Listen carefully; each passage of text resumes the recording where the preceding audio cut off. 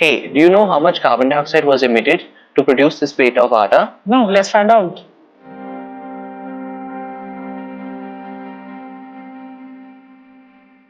Hi, I'm Vikram. Hi, I'm Riyan, and we have been a part of the fellowship program at FarmArt 2024.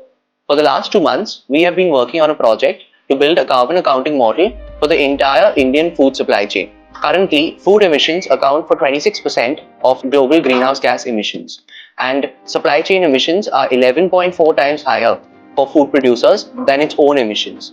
That's why it's very necessary to have a calculator which can measure carbon emissions from every part of the supply chain and from every stakeholder in the supply chain.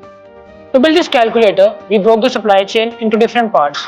We started from the seed to farm emissions. For calculating seed to farm emissions, we take into account different factors like chemical fertilizers, irrigation, electricity, manpower, etc.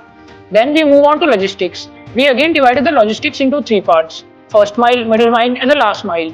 We also took into account the different market channels that a farmer is opting for and the differences in the final carbon emissions depending upon that.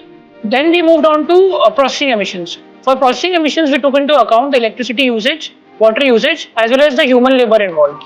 After processing, we move on to wastages and packaging, which also forms a significant chunk of the total emissions. While most calculators in the industry take into account certain parts of the supply chain, for example, seed to farm or transport, our calculator takes into account every stakeholder right from farm to fork. That's our differentiating factor in this calculator. We believe it's important to trace back and identify the environmental cost of the food we're eating. Only when we identify this cost will we be able to curb it.